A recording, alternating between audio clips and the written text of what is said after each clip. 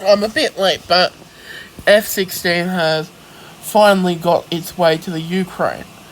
Now, the biggest problem has been pilots, which I don't understand because I'm pretty sure, like, close to like the start of the war, like early on, a whole bunch of money got sent over for pilot training.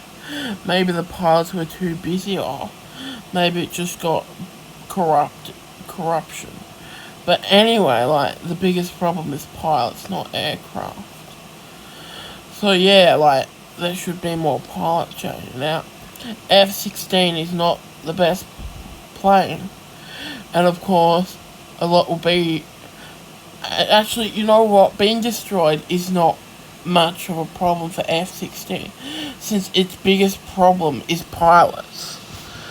So they've got way more planes than pilots. Therefore, if they get destroyed on the ground, well, that may be the aircraft gone, but the pilots are fine, and presumably the maintenance crews are fine. So then they can just get their next F16 from NATO, being stored in NATO, and put that in operation, and if that gets destroyed, you get the idea. So, I actually don't think basing is much of a problem, considering their massive limitation is pilots. And I think they'll use F16 defensively, initially. If they do offensive later on, it'll be after they've been flying it defensively,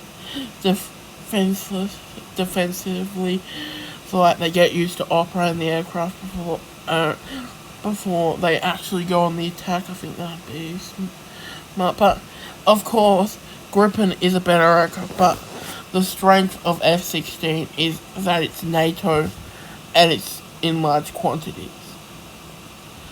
So yes, let's say it's comparable to a MiG-29. Of course, what matters is the age of the aircraft. The new F-16 is going to be better than an old MiG-29.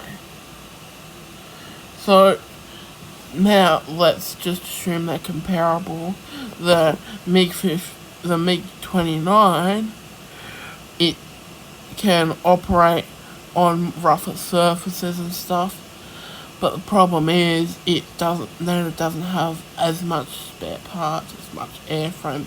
You get the idea. So logistically speaking, F-16 is actually a better aircraft. Not because of its performance, but because it's a NATO aircraft. So yeah, that is all. And Poland should give Su-22. So yeah, I hope the war ends.